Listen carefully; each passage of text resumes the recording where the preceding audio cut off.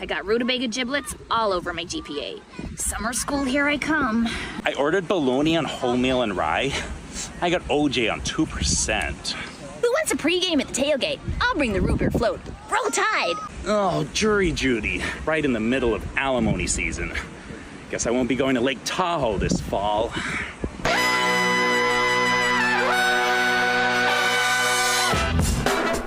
Good morning, sweet world, and welcome to the No Dunks podcast on the Athletic Network. It's Friday, March 1st, 2024. This is The Drop. I'm J.E. Skeets here in the Classic Factory, and alongside me, as always, Tass Mellis. Podcast listeners, this is for you. Next to him, it's the bearded one, Matapsha Hot Boy, Trey Kirby. Hey-o. Hey-o. And last but not least, making the magic happen, super producer, JD. Hello. There he is, and here we are. Hello to everybody joining us live. Hit the like button. Hit the subscription button. Tell your friends, podcast listeners. Leave us a 5-star rating and review. A little bit of housekeeping here. If you are a Survivor fan, maybe you're just getting into it. No Buffs is back, baby. Our Survivor recap pod, JD, TK, and myself, breaking down the 2-hour premiere episode. We had a blast, a lot of laughs yesterday, talking about the legend of Jelinski. So that YouTube link to No Buffs is in the show notes. You can obviously search for it on Apple and Spotify if you want to listen just to the podcast. But hey, great time to get in. Great start to the season, Tass. I know you watched. I did. 2 quick questions. How does it feel to be back doing No Buffs? Too good. Honestly, so good. Good. It's the most fun I have all week. Great. This is a chore, man. Not as fun. Watching Survivor, talking about it with my buddies, it's easy. No, yeah. You said Jelinski. Yeah. It's the guy's last name. Yeah. How do you go by your last name on the island? Well, usually Controversial. Probst would have to bestow that upon you, Jeff Probst. Uh-huh. But yeah, this guy just decided, hey, I'm a Jelinski. I'm Jelinski. Yeah. That guy's name is Ain't David. Daniel. I thought it was. Anyways. Oh, it is. I think it is David. Well, who cares? It's Jelinski, Yeah, man. Jelinski. That's why it's too I'm gonna confusing. Jelinski it. Yeah, you might be right. Jelinski. What was your That's a good second? name. What was your second question? Nice. Oh, yeah. Did you guys have Oh, fun? yeah, You guys loved it. That was first question. That was a Fun head. I want to see how much fun you have going to week 2, week to 3. You know. It's going to be tough with no Jelinski, I'll tell you that. Well, let me ask you a question. Are Yeah, you ready yeah. to have some fun on Sunday? Oh, of course. 2 p.m. I'm ready. We're going to be calling once again the College Park Skyhawks. They're taking on the G League Ignite team. It's a day game. It's Kids Day here in College Park in Atlanta area. So you can check that out. I think this one's on ESPN Plus. I know it's on YouTube. So if you want to hear the boys call another game, Boys. Skyhawks Ignite, 2 p.m. on Sunday. Oh, I think we might be talking about NBA TV for this one. Easy, it looks easy, like. easy. Are we ready? Wow, this is a national game. Oh my Call it a God. national game. Oh, geez. I wasn't nervous until now. All right. The boys are back. And I want to Gotcha, make a suckers. quick addendum to a story I told yesterday.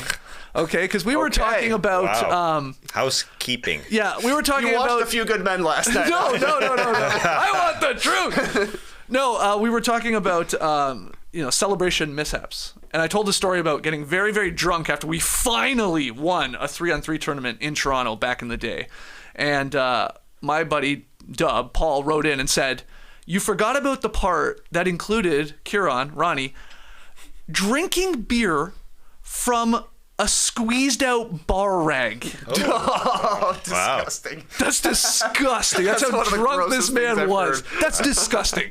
Yeah. Took it. Drinking a sock. So I thought you needed to know that. Okay. Good addendum. Yes. Thank you. I thought it was worth it. All right. On today's Drop podcast, we are going to talk out the all NBA teams. You know, there's like 6 weeks of regular season basketball left. So we got to start thinking about the all NBA teams. So we'll talk through that. We got rapid fire, but we had some games last night, and I wanted to lump a couple of them together as we go through them. We'll start at the top of the Western Conference standings because we had Wembanyama outdueling OKC's Chet Holmgren to seal a Spurs win in the clutch. I mean, we'll get into that matchup, that duel, as NBA YouTube page likes to tell us all the time. And then we also had Michael Porter Jr. scoring 30 points as the Nuggets held off the Heat's fourth quarter rally in a 103-97 victory. So, Thunder lose, Nuggets win. Obviously, the Wolves are still above them, but let's begin there. Your thoughts? I can't help but start with Chet versus Wemby, round 3 of this battle, and Wemby walking in with his mouth covered up into the arena, hood, glasses. It looked like he was in Dune, like he was Timothée Chalamet. I mean, he was so covered up. I was surprised by that. Him coming home after a few weeks being on the rodeo trip. I always say first game home after a long trip, oh, they're gonna lose. Not with this guy. And I know everybody points to the defense and obviously another 5-block game, no big frickin' deal. But the offense, to me, is what's going to elevate him to potential, one of the best we've ever seen at this point. The way he's taking threes, he's so comfortable. We watched him in Summer League, and he was behind the three-point line, and he was comfortable then. And not that he's a incredible three-point shooter this season, but it's way better than Giannis. Or it's just he's comfortable doing it, and we know he pulled the Steph where he started going back on defense while the ball was in the air earlier this week. It was just great to see, obviously, the blocks, him versus Chet. I feel bad for Chet because Chet had a nice one, 8 of 12. It was a beautiful move on Wemby to go and scoop underneath him right at the rim as Wemby was standing there to block this thing, and he is a better three-point shooter. He just looks great from there. But then he got blocked right at the end by our man. By our man. That was Wemby. crazy, though. 2 minutes remaining. Yeah, that was a good one. Just a mid-range block. Yeah. That was awesome. Yeah. These two are so much fun to watch because they love playing against each other. They were matched up a ton against each other in this one now that Wemby's a full-time center. And, of course, he put up a stat line that has never been done in the NBA before. But this is only their first year playing against each other 3 times, you said. Mm-hmm. The first one was kind of forgettable. The second one was okay, and then this one was just fun to actually see them going back and forth. And honestly, a low-key tough loss for the Thunder. It's really going to matter. They're only a half game up on the Thunder right now, but this does feel... On the Nuggets. Oh, yeah. Yes, they are the Thunder. So they are up on the Nuggets. But it feels like we've got the makings of one of the great rivalries coming forward. If they're going to be going at each other... And Chet has no fear of Wemby, despite him blocking his shot on a mid-range pull-up, basically to ice the game. Chet's going to go at him, and he had some success scoring on or around him. It is weird to see a guy who's 7'1" and Chet Holmgren looking small and having to finesse it up underneath. But there's levels to things, man. It's going to be Jordan Clyde Drexler all over again. Clyde Drexler, you're a Hall of Famer. You're one of the all-time greats, but you're not Jordan. Right. I saw Will Liu tweet last night, sharing the clip that you guys are talking about where Wembanyama stuffs Holmgren's jumper. He says, Will did, Chet got to pick anyone else as his rival. LMAO, and that speaks to what you're saying. He's so good. He's going to be a star. He's going to be, hell, he might be in the conversation for future MVPs. But yeah, Wemby, it's scary just what he can do at his size. He did become the first player in NBA history, Wembanyama did, with 25 plus points, 10 plus boards, 5 plus assists, 5 plus blocks, and then 5 plus made three-pointers, because that three-pointer was falling last night, and he was letting it rip from many feet behind the line on a couple of those in the fourth quarter with a couple guys up on him. Doesn't matter when you're 7'4". When you're feeling it, you're going to get your shot off. But that's sort of another version of the 5x5 that this guy just did. And giving the Spurs their 12th win, but I know they're a way better team than a 12-win team. Blame it on Pop for not playing some of their guards earlier on in this season. I just feel like, yes, we're talking about nearly 1 versus 15 in the West Conference. Nearly the best versus the worst, but the way Wemby does it, it feels like this is a way better team and will be next season. It sure feels like this should be a play-in team even next season, and that's propping them up a decent amount here, but it felt like I was a Spurs fan in that building watching him come in, and then he grabs the mic after the game and talks to his fans because they haven't been there for freaking 3 weeks. That's a long freaking time. And so that was a great performance. And yes, maybe it should have been better for Chet if he played last year, which could have been his first year in the league, but he was hurt. Right. And could have been Rookie of the Year then, maybe, perhaps. But he's awesome. Yeah. He's just so damn good himself. So the Spurs have beaten the Wolves and Thunder here in the past month. So as one of the worst teams in the league, obviously playing a little bit of a spoiler here, but it's tight at the top of the West. And let's talk a little bit about... Hold on real quick. You see how many points Shai Gilgeous-Alexander scored last night? 31 exactly. Oh, man. come on. It's a joke at this point. I know. It's wild. This guy is locked in on that number, 31. What is it now? It's his 11th game this season of exactly 31 points, which is a weird record that he has. Come on, Reggie's got to do something. He wore 31. He's got to do something. Those dunks were awesome he had last night. One less than 31. Michael Porter Jr. scoring 30. He was great as the Nuggets did hold off the Heat, like I said there. Any thoughts on this outside of Jamal Murray, leaving the game with an ankle injury? We're going to talk about the All-NBA teams later. He's probably out of the running now because he's not going to hit a 65-game threshold. Very unlikely unless he plays the rest of the games from here on out. I doubt that's happening. But, what'd you think of MPJ and the Nuggets taking care of business? MPJ is a guy we haven't talked about hardly at all this season. That's true. I think this was his third 30-plus point game of the year. It seemed like he was the number 3 guy for the Nuggets when they were getting their team sorted out, but he's somehow become their 5th most important starter to me because you need KCP's defense and his movement as a shooter. You obviously need everything Aaron Gordon does, but it was awesome to see MPJ step up and bang home a whole bunch of threes, make a whole bunch of plays, and there's an opportunity for him to show out here a little bit if Jamal Murray's going to rest because they're going to need somebody to take on the brunt of the scoring that Jamal Murray usually is good for. The Nuggets schedule is pretty tough coming up. They got the Lakers, Suns, and Celtics up next.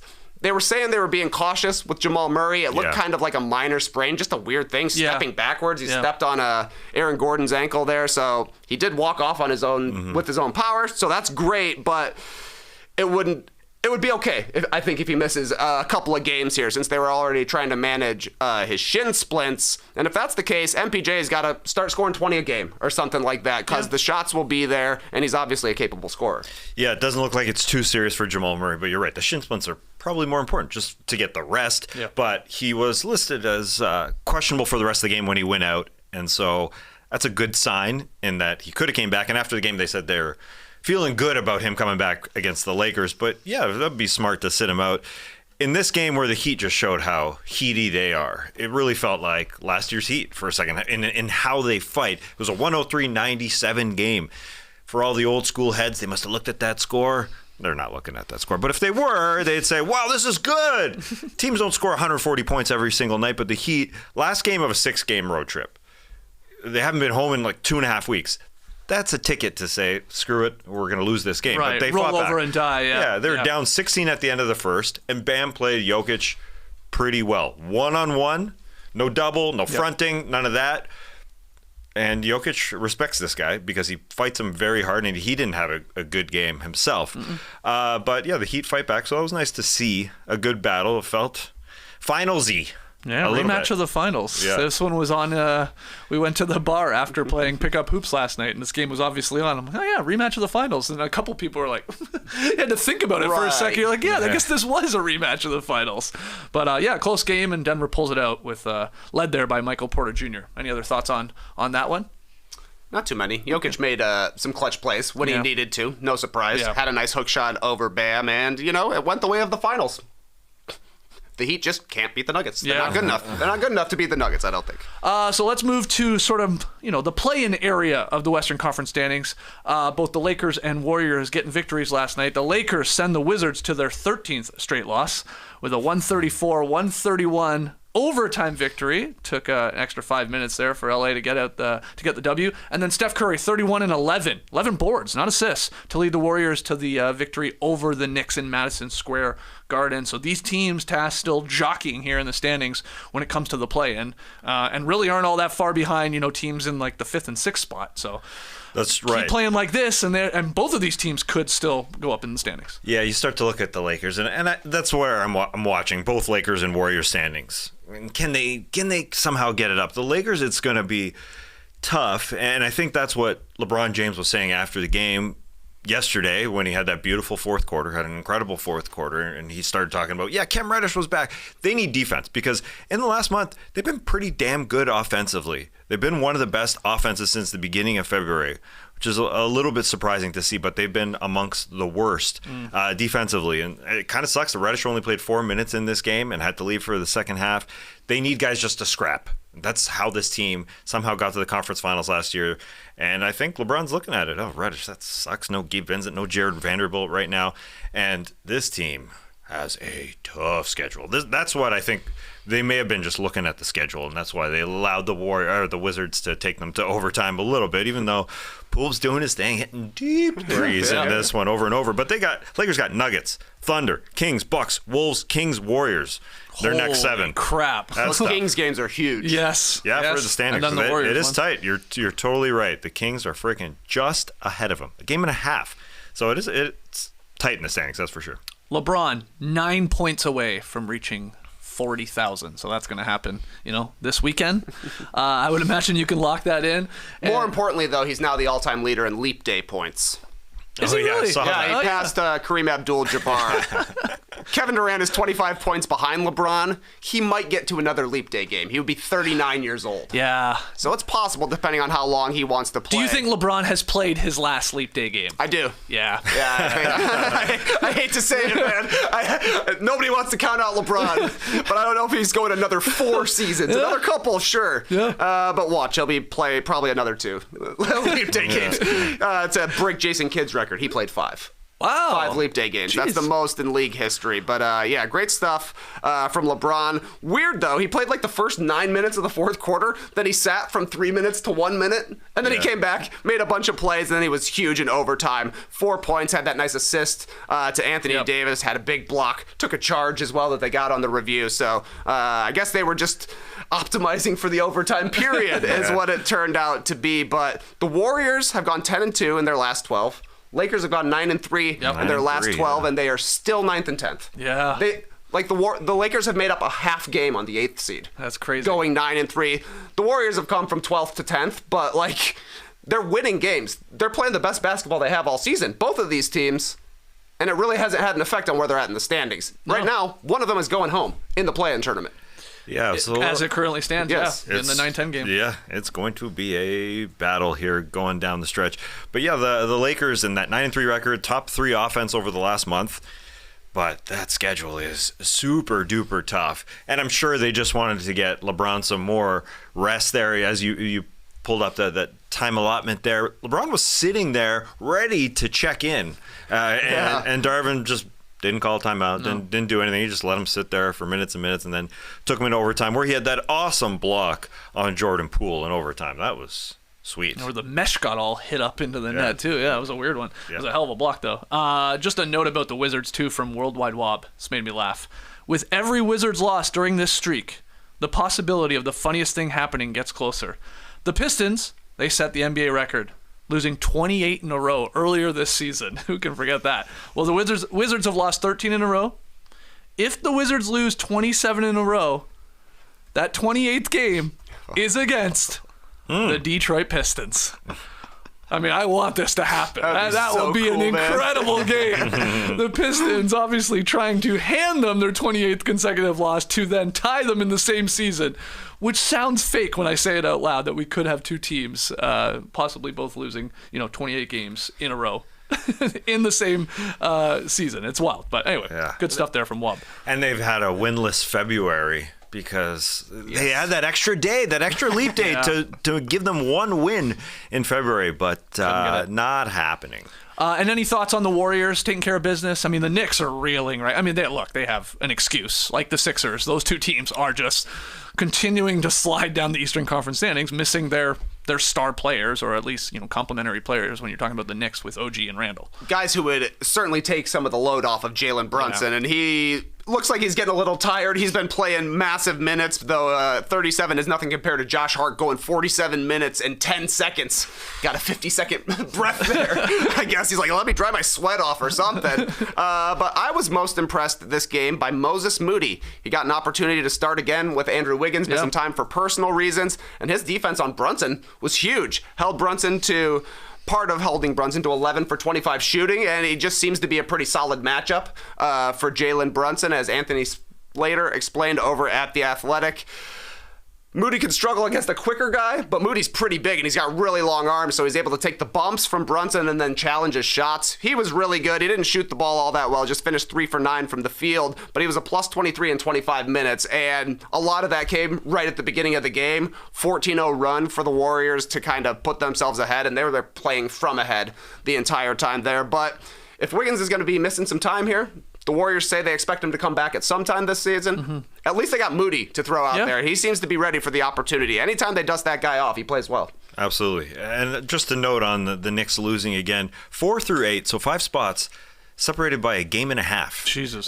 So the Knicks may not have a home court series in the postseason with the way things look currently and everybody behind them. Dante DiVincenzo, who played with the Warriors for 1 year, and great article on The Athletic about how Curry taught DiVincenzo how to get his shot up, and even Curry was surprised by how much DiVincenzo has been shooting from 3 and shooting really well. Had a bad night against his old team. What the hell? This was his night, and tough night. 2 of 12 from 3, but they just need their guys back. So many injuries for these New York Knicks. OG has been cleared to begin individual basketball activities such as dribbling and shooting, but nothing where he could have contact there because of the elbow surgery. So maybe he's on his way to coming back, but they're obviously missing these guys. The final Western Conference win, I'll just slip it in here. Devin Booker scored 35, KD added 24. Suns beat the Rockets 110-105. The story from this one was Booker and Cam Whitmore sort of getting into it. But, Phoenix pulls this out in the end, sort of going ice cold late, but they held on. And we can throw up the Western Conference standings if you want, JD, because, you see the Suns there holding on to the 5th spot, Pelicans right behind them, then Dallas right behind them, then the Kings right behind them, and then the Lakers right behind them, and then the Warriors. I mean, it's fun. Like, any of these matchups on any given night here over the final 6 weeks and change are like, they're sort of like must-watch games in terms of where they're going to be and who they're going to be playing in a potential first-round series, or whether they're even in the playoffs or hosting a play-in game or stuff like that. So they got a much-needed win there in the end. It wasn't the prettiest win, I'd say, from Phoenix. No, 9 straight home wins for them. Sounds like a good number that's effective. They just need a friggin' point guard to help them out. They had 11 assists in the first quarter. We're rolling here, and then they had 9 combined the last 3 quarters, which is a shocking number. I don't know how strongly I feel about this, but I do think they do miss Chris Paul from last season, and just somebody to run an offense. He did play with that team all the way through the postseason. Just somebody to run sets other than Booker, who is freaking awesome. Obviously, Bradley Beal is hurt. And their guy, Jock Landale, who played for them, played on the Rockets yesterday, did some stuff, came out and did some fighting. That team does fight for Ime Udoka. There's no doubt about that. They got the 8th best defense. So they scrapped. Even though they were down, they came back and fought in a pretty ugly game, I thought. Yeah, no, the Suns sort of almost lucky to win it in the end, but it was like Booker gave them such a lead. Like he was on fire in the first quarter. I love when Booker's like hot to start a game. It feels like he has one of those every couple weeks. But yeah, they held on in the end. Any thoughts on that one? Well, I saw Booker's averaging 28.5 on leap days. Oh, damn. So a potential LeBron contender there. This guy is locked in on leap days, man. Oh, man, I was in stat muse mode this morning, just checking my February 29th stats. Get all my Googles in right now because, I got 4 years to prep for the next time. Oh, great, fantastic. And then the other games from last night, we had Cam Johnson scoring a season-high 29 to help the Nets crush the Hawks 124-97. This was a close game at halftime, and they just got hammered in the second half. And, they're trying to catch Atlanta there for a potential play-in spot. Jalen, Suggs, and Paolo, they led the Magic to a 115-107 win over the slumping Jazz. And then Giannis scored 24 as the Bucks beat the Hornets. No surprise there. They sweep the season series. Any thoughts on any of those 3 games? The Bucks have held 3 straight opponents under 100 points. It was the 76ers, obviously banged up, then the Hornets, and the Hornets, not great competition, but only one team has held an opponent under 104 straight games. The Cavs did it in January. Bucks play the Bulls tonight. Oh, yeah. It's certainly possible. Bucks' 3rd game in 4 nights, I think. Yeah, they've been playing a lot. Yeah. That makes sense. But the Bulls just played a double overtime game, I guess. Yeah, on a back-to-back night, so it'll be their 3rd game in 4 nights, just not on a back-to-back. But it's definitely possible, and it goes to show you, even if they're not playing great competition, Doc Rivers has had an effect with the Bucks, and they are a much better defensive team right now. With Joel Embiid out, you would obviously say Giannis is the best player in the conference. They're trending the right way, at least. Mm-hmm. Yeah, there's some good Friday night games. The Warriors going into Toronto. Yeah, it might not be a great game for everybody, but that's going to be a good game. And then they do play. You just reminded me the Warriors play the Bucks and Celtics next. So a couple good games for the Golden State Warriors to try and move up the standings. And just a couple games that are fun to watch. I will say just about the Jazz and the Magic. Jalen Suggs just came through, and Paolo Banchero just kept dishing it to him. There aren't a lot of three-point shooters on that Orlando Magic team. Right. And they have faith in Jalen Suggs, and they just need one more guy. They just need one more guard. But the growth of Suggs, the 4 threes in this one, he's probably their best three-point shooter, and that's a strange thing to say. But, the Jazz had 6 more threes. The Jazz played them hard. This was a close game down the stretch. I'm in the mindset that, we see the Jazz, teams at the bottom of the standings. You think, they're just going to lay an egg as we get here closer to the end of the season. But the Jazz fought, the Rockets fought, and the Hawks kind of fought. No. First half they fought. The first half they fought, and then they fell apart. I can't believe they lost by that much to the Nets. They're still 3 games up on Brooklyn. Atlanta is, with that 10th spot, the final play-in spot. But they play again, I think, right here. Soon, these 2 teams again, so that maybe Hawks will bounce back. But I like the Magic too. Like, just to talk about them for a second. We talked about the Knicks and the Sixers falling. The Magic are there, man. Like, they have the easiest schedule remaining, I believe, and so like could really jump up and hell, maybe even host a playoff series, like to get up to the 4 seed. It's possible, being a game back from New York. I just like I like their fight. Wow, I like their that's spirit, actually surprising right? to me. Yeah, very. And you said Suggs hitting the threes.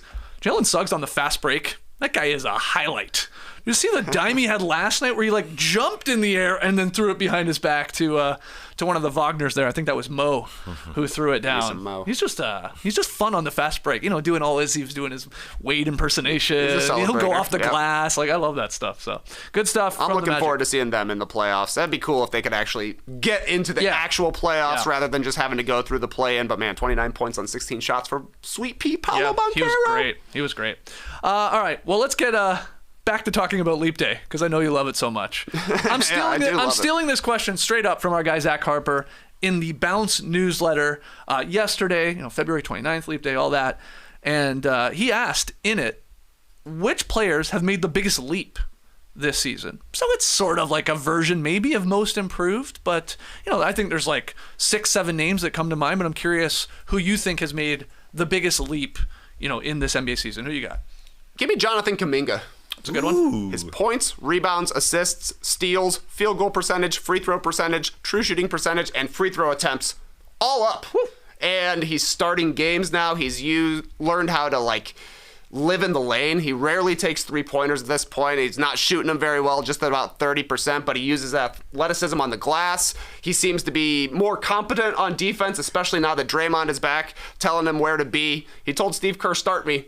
Steve Kerr did, and it has completely paid off. Like, Kuminga was looking like a potential bust or just a wasted pick at the very least when you compare him like Franz Wagner, who went right after him. Yep. But I think he's at least flipped that narrative. I don't know if you would take Kuminga over Wagner. Who knows on that one? But Kuminga has become a core piece, I feel like, for the Warriors, which is what they were hoping for when they drafted him in the first place. He was in trade rumors at the beginning of the season, then he started playing so well. It's like, you absolutely cannot trade this guy. And he just seems to have figured out what actually works for him as an NBA player. He can catch lobs if he happens to be the roll man in a pick and roll. Otherwise, bully ball all the time. Yeah, that's a good pick. It's a good pick, and I kind of like how the fact he had that sort of little confrontation with Coach Kerr, and they got over it. They had a little meeting. He said that, that you got to have a little edge if you're a basketball player, and to have that and overcome it, it's a good sign for his career, obviously. A good sign, I think, for Jalen Johnson. There's a lot of good Jalens out there this season. Jalen Johnson with it. Yeah. There is. Jalen Williams could be on this list. Sure Jalen Suggs could be on this list. Exactly. In terms of guys that have made a leap, Most improved Jalen. I'm going to go. J-Dub is awesome, obviously, for OKC. It is tough. But Jalen Johnson looks like a freaking player. Why the Hawks suck so bad on defense, I don't know. With this guy, how athletic he is, but he's just become more talented offensively. And Trey and him rely on each other a lot. His numbers, it's ridiculous. I don't want to go and compare him to Christian Wood by any means, but when Christian Wood became a new player, he jumped up 10 points. Not the game on the floor. Gotcha. They're not similar. They're not similar at all. But you can make a case him for most improved player obviously because he got better, because he scores 10 more points than he did last year in year 3 here, and just looks really, really good. He does, I don't know, he goes to that sort of like a Jaren Jackson Jr. kind of shots over the shoulders sometimes, which aren't all that effective, but he's obviously... He's a part of the future with the Atlanta Hawks. Is anybody else? I don't freaking know. Nobody knows. But this guy is, that's for sure. One of their guards probably they'll keep. And then, yes, Jalen Johnson as their power forward of the future. I mean, obviously, once John Collins left, he got an opportunity. He's only 22. He just turned 22. So that's a good one. Other names I know that Zach had on his list. Guys that are going to be in the running, or if not winning most improved, Tyrese Maxey. Big jump from him. First-time All-Star turning into a borderline All-NBA guy. Alperen Şengün. Career highs basically across the board, though he's had a quiet couple weeks here. He's sort of slowed down a little bit. Kobe White, your guy on the Bulls, he stepped up big time when Zach LaVine went out with an injury. Has he probably been the Bulls' second best player? If maybe not best player at times. At worst, second best player. Yeah. So sort of saved their season. I say that with a smirk because they're still a sub 500 team, but he's kept them in the play-in and he's been amazing. He really has. And then you said the other Jalen's Jalen Williams on OKC, clutch guy, just takes over in fourth quarters, and then Suggs. I guess Scotty Barnes. Because he's had this weird, awesome rookie year, crap second year, and he's bounced back and turned into an all-star. So those are the names there. I think that would be on most people's list. I will say this about Tyrese Maxey. Obviously, he's gotten way better. It's just weird to see the Sixers fall apart here without Joel Embiid. When Maxey is freaking good, I'm surprised their offense just isn't better. Just going to show you. Yeah. Who's the real man there? Yeah. It's Jokic and Murray. Like, Murray's sick. But he's sick because he plays with Nikola Jokic. That's true. So yeah, I think I don't know if it's hurting Maxey's MIP case that they're 7-17 without Joel Embiid. I think so. Yeah, sort of. I also I don't think I know we're gonna get into it in a second here. All NBA, again, he's sort of borderline, but I don't think he's gonna make it. There's just too many good guards. But I was thinking about that. If Embiid never leaves the lineup, they have a better record. Then I don't know, maybe he is there, but yeah, it's unfortunately gone down once you take away your MVP. and I'm interested to see when this MVP comes back, because he did have a mic in his face yesterday because he was at Sixers practice and he did go through that air quote surgery 3 weeks ago, and they said he was going to be reevaluated in a week, and so he was at practice. So is that a good sign? Because he did basically say, "I'm coming back this year." You can conspiracy theory it and say he's there, he's coming back, they're just not talking about it, they're not talking about anything, and he will be back at some point. I don't think it's a question that he's going to come back, but how's he going to look? How's he going to play? How's he going to move? We know this guy getting into condition has been an issue. So it's just what type of Embiid are we in theory going to see down the home stretch and then into the playoffs? That's the real key to me, but we will see. We got to take a quick break. When we come back, we're going to try and figure out the all-NBA team, so don't go anywhere. I recently got to travel for the NBA All-Star Game, and that's part of everything I do for my fam. Adventures and eating at restaurants, we did that. Those are the fun times for the family. I'm still thinking about that heavy horseradish, spicy shrimp we had. I can still taste it. It's still within the roof of my mouth. The things we built our future for are the things worth protecting. Making an estate plan now means gaining security of your assets and peace of mind for you and your loved ones. With Trust and Will, you can create and manage a custom estate plan starting at just $199. Having peace of mind that your assets and wishes are secure is just as tasty as that shrimp. Trust and Will's website is simple and the process is straightforward. I'm mainly thinking about food. A will is always the last thing on my mind, but we all need one. You can secure your assets and protect your loved ones with Trust and Will. Trust and Will is used by hundreds of thousands of families and counting. Get 10% off plus free shipping of your estate plan documents by visiting trustandwill.com/nodunks. That's 10% off and free shipping at trustandwill.com/nodunks. All right, still here in the Classic Factory. Hit the like button. Make sure you subscribe. With about 6 or 7 weeks remaining in the NBA's regular season, we thought it was about time to start thinking through these all-NBA teams, which, if I'm being honest, nearly did my head in last night because of the unprecedented depth in this league. There is a lot of talent, and there's going to be a lot of what about this guys that are going to be on the outside looking in when you're talking about the 15 best players in the league. I might have to bring back the 10 All-NBA teams. Deep. I think I will. Not on today's show, but down the line. So a few notes. All-NBA teams no longer have positional requirements. You don't got to build the center and 2 forwards and 2 guards. It's the 15 best players in the league. Yeah, I just typed that in as you were saying, introducing it, because I just had to remind yourself. Remind it, yeah. Yeah. Yes, that is true. Pretty odd, though, that rule is basically created for Joel Embiid. Yeah. And he's not going to make an All-NBA team this year. Yeah, that's a good point. You're right, because, and everybody knows this by now, these All-NBAers, you need to meet the new 65-game requirement. So that squeezes out a bunch of names, a bunch of guys. Joel Embiid, the most obvious one. He's only played 34 games. Trae Young, 51 games played. He ain't going to be making it. Kyrie, 37 games played. Julius Randle, 46. Jimmy Butler, 40. Jamal Murray, like I said, 44. He's got the ankle injury, the shin splints. He's not going to hit it at this point. So some names, you can cross them out. I also, when we are going to talk this through, I decided you needed to be on a winning team to sort of make an All-NBA team. So plus 500 record to be in consideration. That crosses out 7 teams in the East, including, our Bulls and our Raptors and our Hawks here in Atlanta. They're sub 500. You're out of it. And then that eliminates 5 of the bottom teams in the West as well, including the Spurs Wembanyama. Who will probably get a lot of hey, what about this guy? He will. And look, we'll be making All-NBAs, for the next 15 years, I'm sure, but not this year. So let's do it. All-NBA first team. This is probably the easiest of this exercise. We'll go in this order. Jokic, of course. 26, 12, 9.3 assists per game. So traditional stats, unreal. The advanced stats, love him. He's maybe going to win another MVP. He's a no-brainer. Everybody's smiling and nodding at me That's here. an easy one. In nice, the No Dunks Classic Factory. Shai Gilgeous-Alexander. I don't know. 31, 6, and 6.5. Leads the league in win shares. Or he did going into yesterday. Jokic may have passed him. He's got a PER over 30. All he does is score 31 points every single game. He's a lock. So is Luka Doncic, leading the league in scoring. He's going to win the scoring title here. He's at 34.5. That's right, yeah. Not bad. 9 and 10 as well. Shooting a career high 38% from 3 on a ton of attempts. That's the best he's ever done. So that's obviously taken him. I mean, that's really helped in him scoring 34 a game, if we're being honest. He's just hitting the 3-pointer at a higher clip. Then you get into, there's some other guys that could maybe be first team, but I think Giannis is there. 30, 11, and 6. He's shooting over 60% from the field. He gives you the defense too. I think it's close to 2.5 stocks per game when you're adding the steals and the blocks. Any issues with Giannis being first team? No. None. Okay.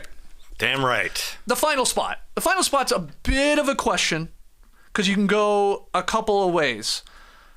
I think the guys in the running are Tatum, Kevin Durant, and Kawhi. And maybe Donovan Mitchell. I'm ultimately going to put Tatum there as the 5th guy on the All-NBA first team. 27, 8.5, 5. He's got the whole best player on the best team. So it just makes sense. And again, these guys, those guys I just named, they're going to be on these teams, but I got Tatum first team. I like objections. it. Yep. Okay. That would be basically at this point, it's your MVP ballot, right? Yeah. If it doesn't have to be by position. Yep. That would be mine. Yeah, and funny enough, you still sort of have the positions with this first team. Yeah. You got your center and Jokic, your forwards Giannis and Tatum, and then Luka and SGA as your guards. Okay. All-NBA second team. I'm going to start with Kevin Durant. 28, 7 and 6. His season's gone a little under the radar. I mean, those are incredible numbers. His shooting splits are 53, 42, and 86. He's playing a little, spirited defense, I think, this year too at times. The team is disappointed overall, but, I don't think KD has, so I think he's on this squad. Absolutely. Okay. It was weird watching him yesterday miss free throws. Is the guy off? What is going on with this guy? This guy is like a 90% shooter from the free throw line almost for his career. He's a down year here, yeah. Missing them. Weird. Anyways, yeah, he's awesome. Okay. You're onto something. This is his second lowest free throw percentage of his career. It's getting old. Interesting. Remember, he was just asked. Maybe he won't play in another leap year. He was asked, are you going to play till you're 45? He's like, I don't know, about 40. I don't know. He's tired. Okay, so KD's on this team. So is Kawhi Leonard. 24, 6, and 4. So, not as whoa, eye-popping as some of these other guys, but still, this guy's knocking on the door of a 50, 40, 90 club. And many times this season, especially because he's playing a lot, he reminds you of, oh yeah, I would want that guy in a playoff series. He might still be, top 5 guy when you're considering both sides of the basketball. So Kawhi is on your All-NBA second team as well. Absolutely. TK? All right. Then I pivot to some guards. I already said Donovan Mitchell. I'm putting him here. He's one of 6 players averaging at least 28 points, 5 boards, and 5 assists. And the other names are like the Lucas and SGAs and stuff like that. Awesome year for him. I mean, we've seen awesome years from Donovan Mitchell. This is his best year.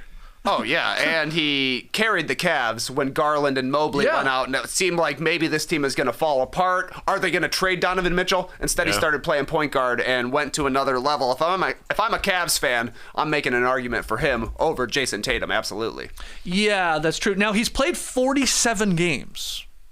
So that's tight. It's tight. He has to play a majority of these from the way out to hit the 65-game threshold. He's got a little wiggle room. I think he probably will. Mm-hmm. Yeah, but keep that in mind. Yeah, the Tatum story, top player, top team, include him in the first team. But Mitchell and Kawhi as well, they deserve a little thought there. And I know the players have the biggest problem with this 65-game threshold because it means money for these players, for a lot of these players. But it kind of is important. I don't know what the freaking number is, but playing 65 games it's kind of important. What did Jalen Brown say? He's like, maybe it should be 58. Okay. Hey, look, interesting number. Your union agreed on 65. Yeah. That's what they came to. They thought, okay, that sounds about right. Yeah. Which Joe Dumars is like, hey, we're asking you to play 80% of the game. That's true. That's true. Good point. But then you flip it and you're like, it does suck. Okay, you pick up a weird ankle injury. Yeah. It keeps you on the shelf for a little bit. Halliburton talked about it.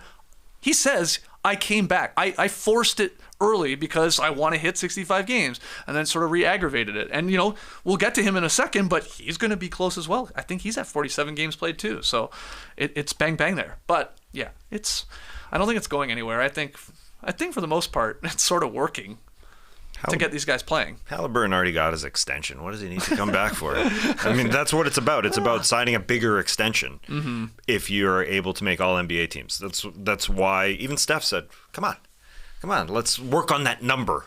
But you look at the history of the NBA, it's like most guys play 65 games, like a high percentage of guys. Yes. So 65, that's why they agreed to it. I know it's a weird number. How about less games overall? Seasons. Anyways, that'll never happen. Moving on. I got Jalen Brunson on the All-NBA second team. Guy's averaging 28, 4, and 7. My God. And just he's the king in the mid-range, this guy. He's taken that over in the league. I saw CBS Sports write, among all players taking at least 4 pull-up jumpers per game, he's got the highest conversion rate. Jalen Brunson. Little Brunson. Doesn't matter how tall he is. This guy's a stud, man. Lil Brunson. He's awesome. Those are incredible numbers. And the Knicks are losing games here, but it's no fault of his. He's still every time I check, is still 30 plus, and obviously trying to drag them to victories. Missing Randall, missing OG. So I got him. I wanted to award him here with an All-NBA second nod. And then the final spot, lots of guys. Lots of guys could be in that, 10th spot here when we're looking at the first two teams. I went Anthony Edwards. I mean, I'm definitely giving some credit to the Wolves being the number 1 team in the Western Conference. He's averaging 26.5 points per game, 5-5. It's the most efficient shooting season of his career. The Wolves sort of fall apart when he sits offensively, so I put Ant-Man there. His stats are basically identical to Jalen Brunson. Pretty damn close. Yeah. Pretty damn close. No issues with Ant? Or did you have any? No. Okay. Third team. Now there's honestly 10 guys, I think, for 5 spots. I'm putting Tyrese Halliburton here. Again, 47 games played. Pacers have played 60 games, so he's got to play in 18 of the final 22. It's sort of similar to Donovan Mitchell there.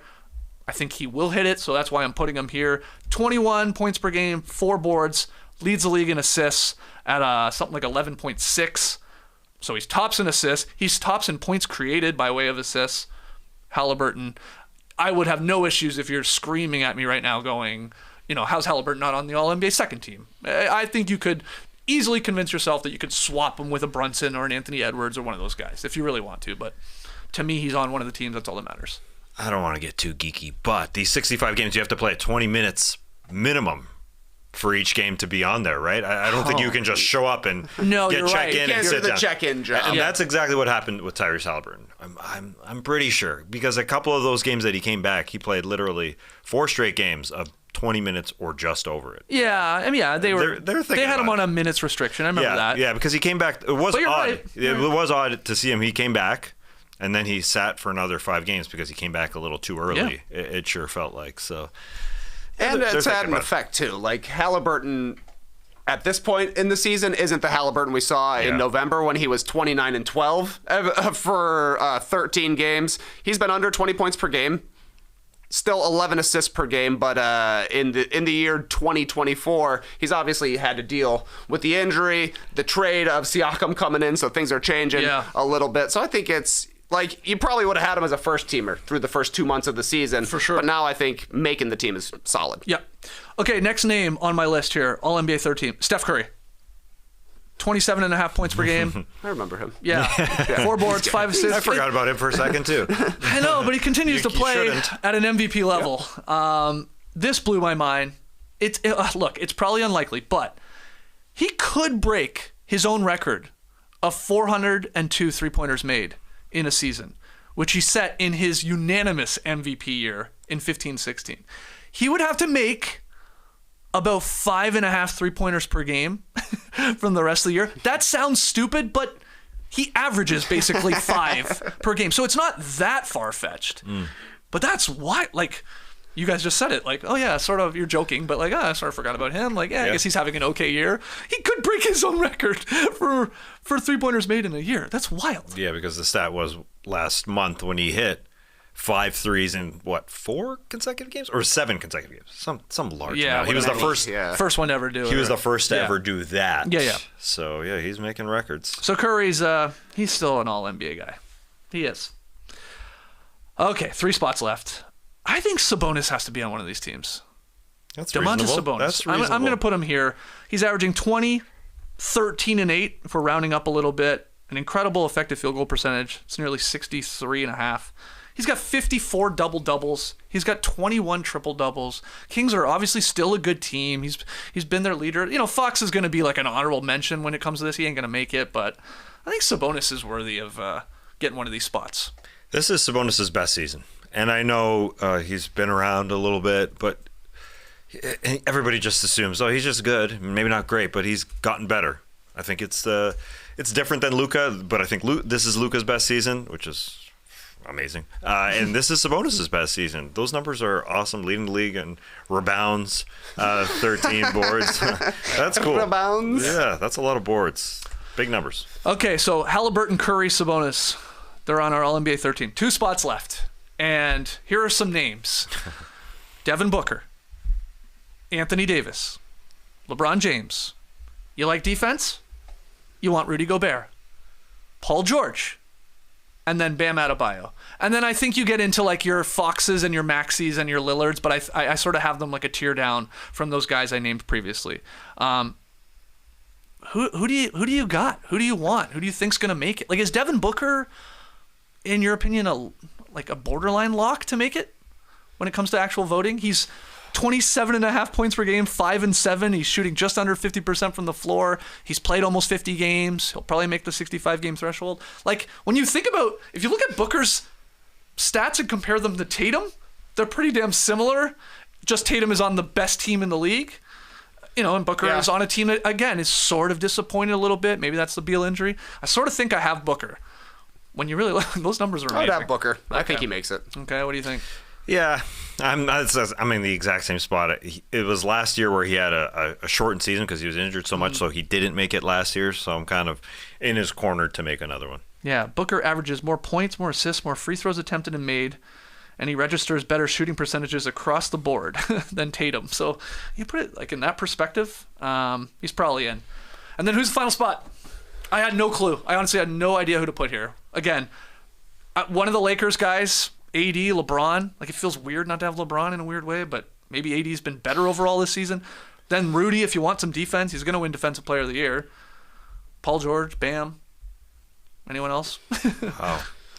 Yeah, that's tough. That's a tough one. One of the Lakers will get on. Yeah. It'll be LeBron, I imagine. I think will be the guy. And it's not like he hasn't been an all-NBA player. No. But AD has been right there with him. I would probably go Bam over Sabonis, but I think that's a tough call as well. Oh, man, yeah, that's a... there's going to be some upset guys. Yeah. No injury replacements on these teams. No, this is why we're going to have to do the old no dunks. 4th team, 5th team, That's 6th right. team, 7th team. Yeah, who do you go last spot if you have to pick? Yeah, as you were saying them, LeBron and Anthony Davis, I wanted the reason that I didn't include them to be the Lakers record. But we got Curry, yeah. yeah, and the Lakers aren't bad, or either of the Warriors aren't bad. They're 5 games above 500 now. They're going to get to 45, 46, 47 wins. That's not bad. And so including an Anthony Davis would be totally, entirely fine. But the Bam route is also, how do you exclude him? There will be very, very disappointed players. Sounds like a poll in the making, man. Who's going to get that final spot? I'm with you, TK. They're going to put LeBron still on it. Absolutely. And he's deserving, man. 25, 7 and 8, shooting 41% from deep. I mean, we see these games where he still has fourth quarter comeback of his career. All-time leap day scorer.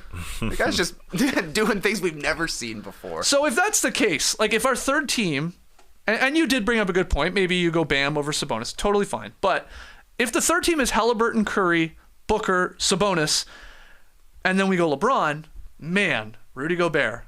That's like, again, the guy's going to win Defensive Player of the Year. Like, if we're at this point, you're just like, okay, cool, you get that. And you're on a really good team. That's okay. It's okay not including him. It's okay. The offense isn't there, so he's good on one side. Very, very good on one side. Very, very, very good on one Anthony side. Davis, 25, 12, and 4. He's going to be getting votes for Defensive Player of the Year. Oh, yeah. He's played 57 games, so we can't hold that against him. Like, the most games he's played in a long time here. That would be the huge omission to me, but he gets squeezed. He might get squeezed. That's true. Fun stuff. All right, we talked it through. I think I feel confident we're gonna nail 14 of the 15. Last one's tough. Last one's tough. Last one's very tough. Let's hear from you guys out there. Who you got making all NBA? Make your case. You said you gave zero consideration to anybody with a losing record. Yeah, I did. There were some losers on the All NBA teams last year. Luka made first team. They didn't even make the play-in tournament, remember? Good point. Damian Lillard made third team, I think, last year. Good point. The Blazers basically tanked the second half of the season, so you can make it if you're a losing team, but when you look at the teams that are losing, it's like Trae Young put up some really good numbers, but he might not. I don't know how many games he's played. He's probably not going to make it. And then the only other like under 500 team that could maybe have something is like Lauri Markkanen. Like, he's having a really solid season for the Jazz, but they don't seem likely to get. He doesn't seem likely to get on the team. He can make fourth or fifth. And then I said it to start this. Wembanyama. Wemby, I mean the stats are pretty wild, but obviously on a bad team. Scotty will probably get a few votes. Sure. But I don't think anyone will be on a losing team making All NBA this year. Yeah, they make all-star games, but not all NBA teams. It is weird. And the LeBron story of reaching 40,000 points for his career, I mean, that's a nice little paragraph. Well, he's made 19 All NBA teams. LeBron has, so this would be a nice round. He didn't 20. make it rookie year. Holy crappiness! They were just hating on him, man. Rookie year. They're like, you can't be an all-star. You can't be All NBA. Isn't that incredible? Fine, I'll do it for 20 years afterwards. Wow, that is wild. That seems insane.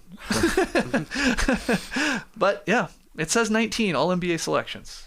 Good stuff, Basketball Reference. Okay, before we go, let's wrap up this Drop podcast with some rapid fire fun. Our guy JD has got the questions today, so they're zany. Yeah, I kind of phoned this one in, guys. Let's be honest. What? These are great questions. Okay, well, let's start with the first one here. The most interesting man in the NBA, Jimmy Butler, showed up in a new Fall Out Boy video. What?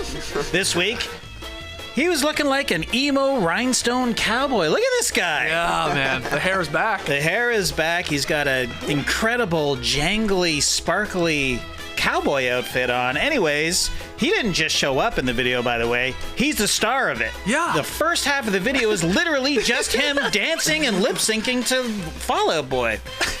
Amazing stuff. Anyways, what's the next collab you'd like to see Jimmy do? Skeets. I didn't overthink this one. I know Beyonce's got a full-length country album coming soon. Right. You know, there's a couple singles are out, catchy as hell. I think she's the first black woman to be #1 on the Hot 100 country list. So I would like to see Jimmy in one of these, I guess, next country songs from Beyonce. That's going to happen, right? I mean, it has to. It could. He's from Texas as well? Right. He loves country music. Yeah. Would they let him keep the emo look? By the way, is that a wig? That is a wig, right? No, hold on. No. So that was shot and filmed preseason, right? I think so. It did look the same, but I don't know. I have no clue. It has to have been. Yeah. I mean, it's identical to his preseason photos. Yeah. Why was, But- his hair must have been blown out. Yeah, that's Straight what in. I thought. Yeah. Yeah, it looks. It doesn't look like a wig to me. Anyway. Yeah, I anyway. thought it was his hair. Yeah, does Beyonce take on Jimmy B? I don't know. Why not? I don't know. Like starring? Not starring. Just a cameo. It's cameo, it's fine. Well, what are you wondering? I'm just wondering. It's a good point because Fall Out Boy fans, they're not going to care. They're, it's like, this is cool. I'd rather watch Jimmy Butler dancing around, but Beyonce, if it's Beyonce, I want to see Beyonce dancing. Yeah, like Jimmy But you was want the to see star in that video. Beyonce dance with Jimmy Butler? Yeah, I would like to see that. You're Who right. doesn't want to see that? Of course. I think Jay-Z Kelly doesn't wanna see Rowland did a video with Larry Hughes once upon a There you time, go. right? Oh, So okay. this could be a way for Beyonce to one-up her. Oh, yeah. Gotcha, sucker. Kelly Rowland and Larry Hughes. I can't Well, wait it was to watch in that. Nelly's Dilemma, yeah, of course. Yeah. Oh yeah, she was the main Larry character. Hughes. Great stuff. Yeah, Larry Hughes. Nice. All right, Tassie, what do you got? Yeah. I'm also going way back, the Kelly Rowland, Larry Hughes time era. Ask Jeeves was a thing. It was a website where you searched. Okay, so it was like your Google way back when, and they had a little image of Butler. Yeah, I see where you're going here. Yeah. So why isn't Jimmy that Jeeve? Just put him on the website. Like it still exists. It still sort of. exists, I guess. Sort of. Does it? I don't know. Ask Jimmy. Jimmy is great. Ask Jimmy. Do it. That is awesome. Trey, what do you got? Got to thank my wife for that. She did it. That's good. She That's did it. good job, Danny. Danielle, ask Danielle. That's what I do. Trey? He's friends with Mark Wahlberg, so get him in a Mark Wahlberg movie. Let him be a sidekick. Transformers 12 or whatever number they're on. I went and looked at Mark Wahlberg's filmography today, and the title of every Transformers movie sounds like it's the last Transformers movie. They're like the final countdown, the final night. How do they keep making these things? I don't know. Get Butler B in there or something. What about Jeff Wahlberg? He might have been in one. Who knows? He probably is. He's probably Bumblebee for all we know. Yeah, he's working the grip behind. All right. Great answers, guys. Next one, Victor Wembanyama has officially surpassed 1 billion video views across NBA social media platforms since the start of the season. Wow. His dunk against the Celtics on New Year's Eve is the most viewed ever on NBA socials with 153 million views. Side note, we still have the top YouTube video on NBA. I just wanted to say that. Top 10 celebrities. Top 10 celebrities. 68 million views. That's the #1 video deal. on the NBA. That's the biggest thing we've ever made. It's easily by a lot. I'm gonna be so happy the rest of the day, just because you reminded me of that. Yeah, That's crazy. It doesn't seem real. Get a little steam in your stride, Tass, because that we have the #1. Anyways, the question off this is, what's your favorite viral video? Skeets. Favorite viral video? Yeah, double rainbow guy. Charlie put my no, finger. I got mine. I've never been on live television before. Yeah. Apparently, I gotta watch the Powerball with my grandpa. I don't like the news. I love that kid. I love that Noah kid. Ritter. Noah Ritter from the Wayne County Fair. Just killing it in a quick little interview where he went viral. That's got something like 66 million views. Yeah. That kid went on Ellen, I remember. Killed it. Apparently, I say that all the time. Anytime apparently comes up, it's impossible not to say it like that kid. And that's just his regular voice. Yeah. Apparently. Apparently it is. I just love when he grabs the mic and looks right into the camera. I've never been on live television before. Yeah. He takes the mic too. He just takes it from something about that clip that's so endearing is that the grandpa in the clip, it's just like he's heard this kid do this a million times. It's like no big deal. Like the interviewer, the woman is like losing her mind. She's like, well, this is going viral. This kid's amazing. Like, what a star. But grandpa's like, oh, like, here we go. Here goes Noah. And I love that so much. So that's my favorite viral video. Great one. Tassie? This isn't my favorite viral one, but Taylor Swift singing "Trouble with the Goat." The goat screams, but that's been replaced. That's been replaced by a current cat. There's a guy holding a cat now who's it's very similar to Taylor Swift because he's got Bieber song "Peaches" playing, and he grabs the cat's mouth, and so it's. I got my peaches out in Georgia. Yeah, each time. I got my weed from California. I got my chick up to the north, yeah. Holy cow, those are loud meows. Excuse me. But anyway, it's a great one. It's a great one. Hard. Guys holding a cat. I'm in a cow venture right now on social media, but yeah, there you go. This guy gets one cat, can't stop watching. Yeah, man, I'm into cows. All right, Trey. I got a list of 10. 10, okay. Yeah, baby. Like 06 to 2010 YouTube is like the funniest videos around. So here's my quick short list. Pumpkinhead dancing to Ghostbusters on the news. Yeah. Great one. Banger. Every Halloween. Auto-tune the news. Bedroom intruder. They're climbing in your windows. Snatching your people up. That's so great good. one. Insane Clown Posse. Miracles. Oh, Just that Straight came up out. the video, yeah. It's so How good. did magnets How work? did magnets Yeah. work? Is that that? Yeah. Fire, water, air, dirt. Double rainbow guy. Yeah. Still really funny. Do you remember the newscaster? I think his name was Dan Thorne, who did a dance to "Where They At Doe." Yeah. Where They At Doe. And the woman sitting next to him was just like hating it so much. That's a classic. Keyboard cat. Ugh. Of course. Boop, boop, boop, boop, boop, boop. The leprechaun in Alabama. Anybody else see Lebanon? Let me say yeah. So funny. Every St. Patrick's Day, that one's played just like every Halloween. The Ghostbuster guy. The Judge Judy clip of the avocado dispute. Oh, I'm gonna pick your avocados, old man. What are you gonna do about it? what are you gonna do about it? And she asks the defendant, "What was going through your mind?" Guacamole. That's so. It feels so scripted. That one. It's incredible. I love chocolate rain. Yeah, this guy. I turn away from the mouth, from the mic to breathe. So funny. And then what I'd forgotten when I was going deep last night, fake David Blaine. That's why that popped up on my YouTube page. I just saw it this morning. I was like, why is this showing? It is so funny. He's just like doing fake street magic. Yeah. And it's like one take that they're doing this, and it's all improv, and they're doing like real fake magic tricks. that's But a the good funniest part is like the David Blaine guy looking at the camera every time something happens. Oh, too good. We can do this question every week as far as I'm concerned. Might be a new segment here. Go through our favorite old viral videos. Yeah, we do it on Is This Good coming up with Jerome, by the way. Oh, you Excellent. do? Yeah, that's why I just thought of it. Well, what's yours, JD? I mean, I like I know it's fake, but the guy that farts into the Costco PA system, it kills me every time. And there's various versions of it, it's the same fart sound effect, but god damn it, I love it. Okay, last one here. This is off the basketball court. This is all the way in Japan. A principal in Japan was arrested, interrogated, and fired from his job after getting caught stealing coffee. The scam worked like this. He'd pay for a medium, then pour himself a large. That's it. Pretty simple. He did it 7 times, making off with a total of $4.90 worth of coffee. Tell us about a time your punishment didn't fit your crime. so hold on. This guy was fired for this. He was fired. He was publicly shamed. He had to apologize to the school. Lost his pension for less than $5 worth of coffee. Oh my god! And all he did, it was you pay at the cash, and then there's an automated machine, and he sneakily hit the large instead of the medium. Oh my god!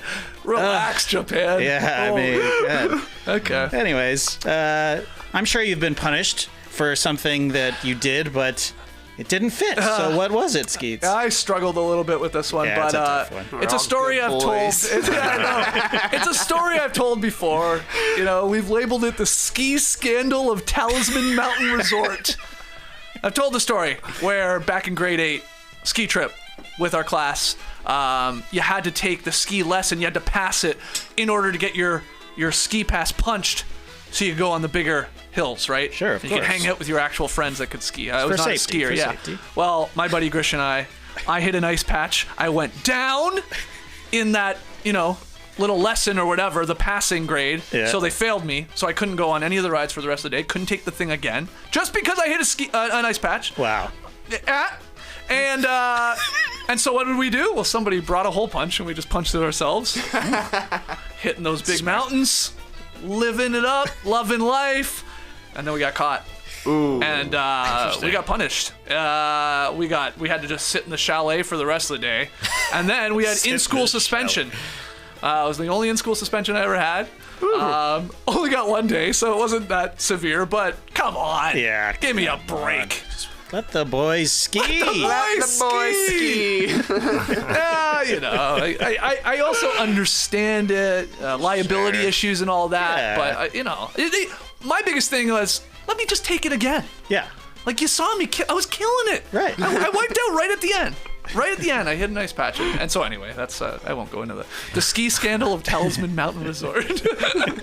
You were doing the pizza. Have you seen that viral video of the dad following his kid, and he's like screaming pizza, pizza, because to do the snowplow, right? Yeah, The yeah, technique. And they're just screaming down the hill, and he's like pizza.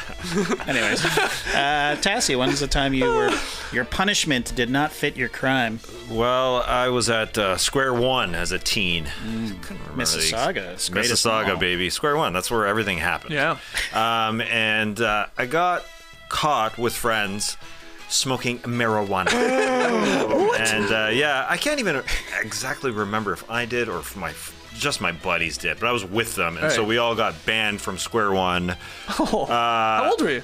Yeah, 15 or Oh, 16. Damn, that's prime mall age. Yeah, well, that's where it all happened. So it was. But you could go back with a chaperone, with an adult. But come on, that's not fun. So it was banned. Damn. What up with that? That was the place to be, and that's probably why I didn't see Tracy McGrady. Tracy McGrady was just interviewed, and he said, back when I was with the Raptors, I was going to Square One all the time. Oh, yeah. Like I was going to a mall like 40 minutes from the city, or like a good 25 minutes, and just hanging out. It's at a great the mall, though. And then went to Palladium as well, where I worked, and I can't believe I didn't see you. Anyway, cool story, bro. Cool story.